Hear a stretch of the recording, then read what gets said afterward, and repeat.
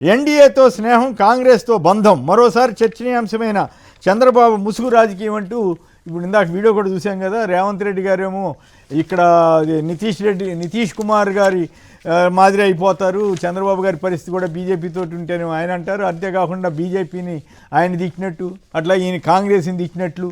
అక్కడ ఢిల్లీలోనేమో మహిళా reservation bill ఓడిస్తామని చెప్పిన రేవంత్ రెడ్డి గారికి అభినందనలు మహిళా నేతలు కానీ, పయ్యావుల కేశవ్ గారు కానీ వాళ్ళంతా వెళ్ళి చేయటం. చివరికి బీజేపీ కేంద్ర మంత్రి వర్మ గారు కూడా పార్టీ ఇవ్వడం. అదేమంటే ఆయన వినతి పత్రిక ఇవ్వడానికి వస్తే పార్టీ ఏర్పాటు చేస్తారా? ఇది విచిత్రంగా ఉంది.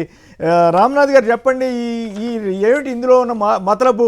ఆంధ్రప్రదేశ్లో కాంగ్రెస్, బీజేపీ, టీడీపీ, జనసేన అన్నీ ఒకటైపోయినట్లేనా?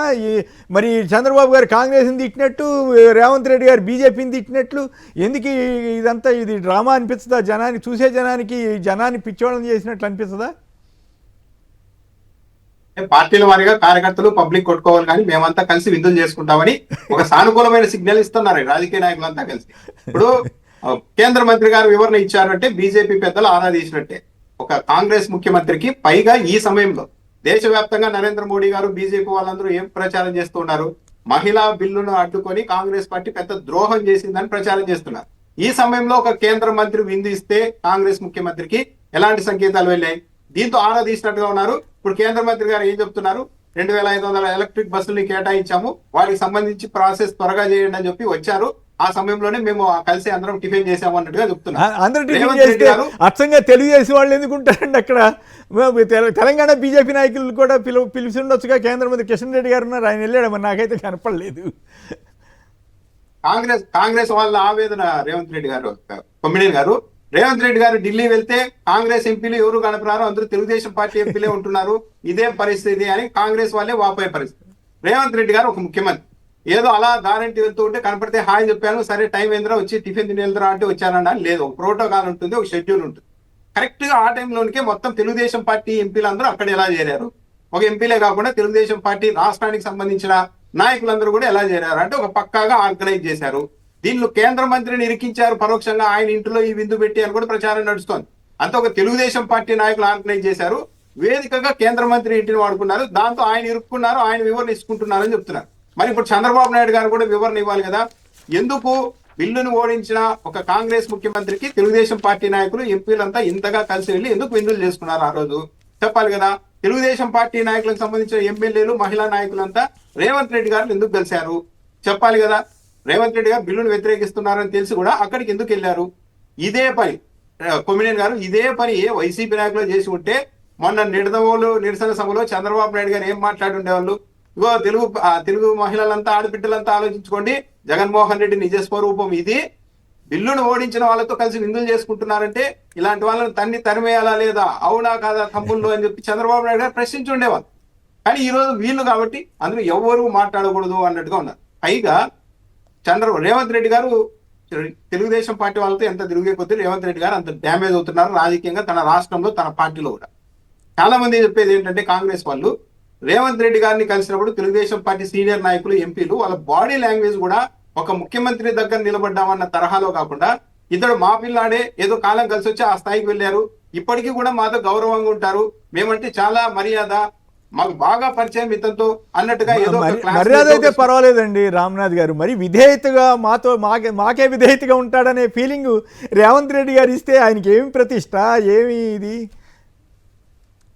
అదే ముఖ్యమంత్రి గారితో ఫోటో దిగినప్పుడు ముఖ్యమంత్రి గారితో ఫోటో దిగామన్నట్టుగా ఫోటోలు ఉండాలి. అలా కాకుండా తెలుగుదేశం పార్టీ నాయకులతో రేవంత్ రెడ్డి గారు ఫోటోలు దిగారేమో అన్నట్టుగా తెలుగుదేశం పార్టీ నాయకుల బాడీ లాంగ్వేజ్ ఉంటుంది. ఇది రేవంత్ రెడ్డి గారు ఆలోచించుకోవాలి. కాంగ్రెస్ పార్టీలో కూడా చర్చ నడుస్తుంది. పైగా షర్మిల గారు ట్వీట్ పెట్టి జగన్మోహన్ రెడ్డి మీద రక్కేంత పని చేసేశారు. మీరు బిల్లుకు మద్దతు ఇస్తారా, అదేంటి ఇదేంటి? మరి రేవంత్ రెడ్డి గారిని అడగాలి కదా. బిల్లు తెచ్చినా, పెట్టినా, మద్దతు ఇచ్చినా ఎన్డీఏ ఎంపీలు నాయకులతో మీరు ఎలా విందు చేసుకున్నారు రేవంత్ రెడ్డి గారు అని మాట్లాడాలి కదా. ఎవరిని మోసం చేసుకున్నారు? రాహుల్ గాంధీ గారి మీద ఇంకో చర్చ నడుస్తోంది. ఆయన 16 అని లోక్సభలో అన్నారు. ఇది ఏంటి 16 అని? మరి ఏమన్నా చెప్పారా? ఏదో టైం బాగోలేక అవకాశం కొద్ది అటువైపు ఉన్నారు, ఈ 16 మంది మన వైపే అని మన రాహుల్ గాంధీని కూడా నమ్మించి అమాయకుని చేస్తున్నారా అన్న ఒక చర్చ కూడా నడుస్తుంది.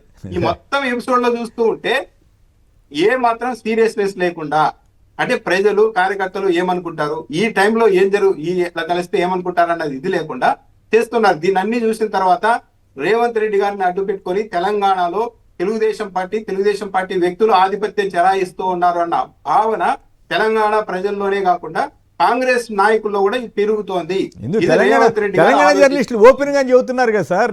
మరి వాళ్ళు చేసిన విమర్శలను నేను చెప్పజాలను, కానీ అవి వింటే చాలా అది తెలంగాణ సమాజంలో ఇంత అలజడి క్రియేట్ అవుతున్నా రేవంత్ రెడ్డి గారు ఏం ఫీల్ కావట్లేదనే పరిస్థితి వస్తుంది కదా. ఇప్పుడు సింపుల్ కొమ్మినేని గారు ఎంతవరకు వెళ్ళిపోయారు తెలుగుదేశం పార్టీ వాళ్ళు, మీడియా వాళ్ళు కేటీఆర్ గారి మీద కూడా వ్యక్తిత్వ హననం చేసే వరకు వెళ్ళిపోయారు. అవును, బీఆర్ఎస్ నాయకుల్ని గెట్ అవుట్ మా స్టూడియో అనే స్థాయికి వెళ్ళిపోయారు. ఇదంతా ఎవరి వల్ల వెళ్తోంది? మేము రేవంత్ రెడ్డికి సపోర్ట్ చేస్తూ ఉన్నాం కాబట్టి రేవంత్ రెడ్డి మేము చెప్పినా చేస్తారని వాళ్ళు ఇండైరెక్ట్ గా క్లైమ్ చేసుకుంటూ ఉన్నారు. ఇది రేవంత్ రెడ్డి గారు మనం ఫీల్ అవటమే కానీ దేశ ప్రధాని అన్నప్పుడు మనమే ఫీల్ అయ్యాం, కానీ వాళ్ళు ఎవరు ఫీల్ అయ్యాలా. రేవంత్ రెడ్డి గారికి కూడా అప్రతిష్ట వస్తున్నాయని మనం ఫీల్ అవుతున్నాం, కానీ వాళ్ళు తెలంగాణ కాంగ్రెస్ నాయకులను రేవంత్ రెడ్డి గారు ఫీల్ కాకపోతే మనం ఏం చేద్దాం. 7 మంత్రులు సింగపూర్ యాత్రకు వెళ్తున్నారట, వారం రోజుల పాటు. మరి వాళ్ళు ఏం శిక్షణ పొందుతారట. అంతర్జాతీయ ఎయిర్పోర్ట్ కోసం రాజధానిలో 3వ దశ భూ సమీకరణ, 2వ దశలో స్పోర్ట్స్ సిటీకి ప్రాధాన్యత రైతులతో సీఎం చంద్రబాబు నాయుడు గారు అన్నారట. గతంలో 70% of Amaravati prone to floods అని ఐఐటి మద్రాస్ నివేదిక ఇచ్చిందని ఇప్పుడు పేపర్లో, ఇంగ్లీష్ పేపర్లో కూడా వార్తలు వచ్చినాయి గతంలో. అవి ఇప్పుడు సోషల్ మీడియాలో తిరుగుతూ ఉన్నాయి. అంటే అమరావతిలో పేరు ఉన్నటువంటి అమరావతి ప్రాంతంలో 70% వరద బాధిత ప్రాంతం అని చెప్పి ఐఐటి మద్రాస్ చెప్పిందట. ఇందాక చూసాం కదా ఏబి వెంకటేశ్వరరావు ఇది 2వ విడత 3వ విడత అంటే పెద్ద స్కామ్ అని ఆయన వ్యాఖ్యానించారు. అలాగే మరి ఆయన చేసిన వ్యాఖ్యల మీద ఏబి వెంకటేశ్వర మీద కూడా మరి కేసులు పెడతారా, ఎందుకు పెట్టట్లేదు, అసలు కిక్కురు మంటలేదు ఏంటని సోషల్ మీడియాలో కొందరు ప్రశ్నిస్తున్నారు. జగన్ మావిగన్ దెబ్బ బాగానే పడింది, జగన్పై మావిగన్పై ప్రజల్లో చర్చ మొదలైంది, అందుకే బాబు మాస్టర్ ప్లాన్ మారుస్తున్నాడా అంటూ కొందరు వ్యాఖ్యానం చేస్తున్నారు. ఇక మెట్రోపాలిటన్ సిటీలు ఎట్లా ఎన్ని 100 ఏళ్ళు పడతాయి టైము, ఇదంతా కూడా చెప్తున్నారు. మా భూముల జోలికి వస్తే పోరాటమే, ఉండవల్లిలో రోడ్ల విస్తరణ కోసం భూసేకరణ, రైతులతో చర్చించకుండానే నోటిఫికేషన్ జారీ, తాడేపల్లిలో సమావేశమై తీవ్రంగా వ్యతిరేకించిన రైతులు. అయినా కూడా రెడ్ బుక్ వాళ్ళ చేతిలో ఉంటుంది కదా, మరి ఏం చేద్దాం. శివశంకర్ గారు చెప్పండి, ముందుగా రేవంత్ రెడ్డి కాంగ్రెస్ టీడీపీల ఏమిటి ముసుగు రాజకీయం అంటారా, ఏమంటారు, మీకేమనిపిస్తోంది? చంద్రబాబు నాయుడు గారిని మొదటి నుంచి మనం చూస్తూనే ఉన్నాం. ఎన్డీఏతో స్నేహం ఉంటే కాంగ్రెస్ తో బంధం ఉంటది, కాంగ్రెస్ తో స్నేహం ఉంటే ఎన్డీఏతో బంధం ఉంటది. అంటే ఎవరిని వదిలిపెట్టాడు, అంతా కూడా మొత్తం హాట్ లైన్. ఇప్పుడు రేవంత్ రెడ్డితో hot line, through Revanth Reddy ద్వారా రాహుల్ గాంధీతో హాట్ లైన్. లేకపోతే సార్ ఇప్పుడు 2011లో మనం చూసాము ఏ విధంగా చిదంబరం గారిని వెళ్ళేసి ఢిల్లీలో కలిశాడు, అప్పుడంతా కూడా బట్టబయలైంది. అప్పుడు ఎన్డీఏతో కలిసి ఉండే తర్వాత వచ్చేసి 2014, 18, 19 వరకు ఇక్కడ ఉంటూనే బీజేపీతో మంత్రి పదవులు పంచుకొని బీజేపీతో ఉంటూనే కాంగ్రెస్ కి వెళ్ళేసి ఇమ్మీడియట్ గా ఓహో దేశాన్ని కాపాడేది కాంగ్రెస్ అని చెప్పి రాహుల్ గాంధీ దగ్గరికి వెళ్ళేసి జీ హుజూర్ అనే అక్కడి నుంచి కాంగ్రెస్ పార్టీ అధికారంలో రాకుండా ఇమ్మీడియట్ గా మళ్ళీ యువతలో ఎన్డీఏలకు దూకుతానే మళ్ళీ ఇప్పుడు ఎక్కడ కాంగ్రెస్ బలపడుతుందో, ఒకవేళ ఎన్డీఏ రాకపోతే మోడీ మీద నమ్మకం లేక మళ్ళా రాహుల్ గాంధీ వస్తాడమని అని చెప్పి రేవంత్ ద్వారా మళ్ళా ఇక్కడ. లేకపోతే ఏంటి సార్, నా మహిళా బిల్లు గురించి అంత పూర్తిగా దేశంలో హాట్ గా నడుస్తున్నటువంటి ఆ సందర్భంలో సాక్షాత్తు రేవంత్ రెడ్డి నేను వ్యతిరేకిస్తున్నానని చెప్పి అన్నప్పుడు ఈయన బ్రాండ్ అంబాసిడర్ గా మాట్లాడుతూ నేనే మహిళలకు అని చెప్పి సీకే కన్వెన్షన్ సెంటర్ లో కూడా ప్రభుత్వ డబ్బులంతా పెట్టి ఒక పెద్ద విజయోత్సవ సభ చెప్పాలి. ఎందుకంటే క్రెడిట్ చోరీ కోసం రెడీగా ఉన్నటువంటి వ్యక్తి అక్కడ తన యొక్క ఎమ్మెల్యేలని, మహిళా ఎమ్మెల్సీలని అందరినీ వెళ్ళేసేసి రేవంత్ రెడ్డి గారికి వాళ్ళు కలవడం ఏంటి? అందరితో పోకుండా రాష్ట్రంలో ఉన్నటువంటి మంత్రులని, ఎమ్మెల్యేలని అందరినీ కూడా కలపడం ఏంటి?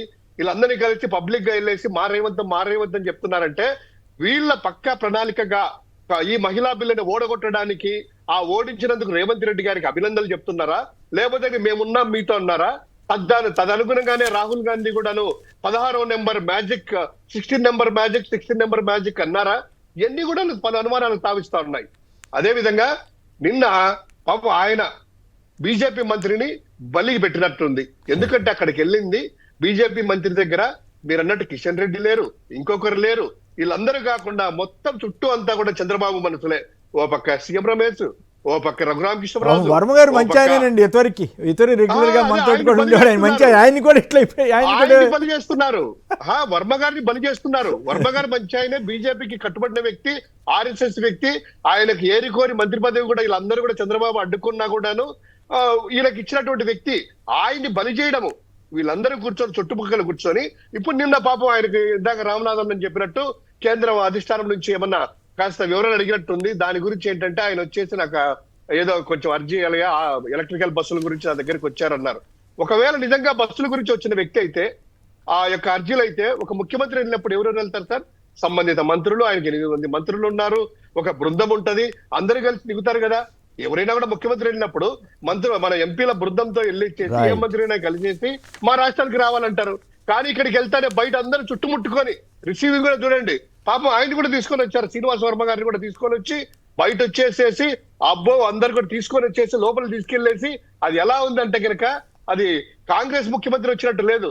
వీళ్ళందరూ కూడా అబ్బో సంబరాలు చేసుకున్నట్లు మహిళా బిల్లు విజయం సాధించడం మన రేవంత్ వల్లనే గట్టెక్కింది, లేదా అడ్డుకున్నాడు మన రేవంత్ వల్లనే అనేటువంటిది.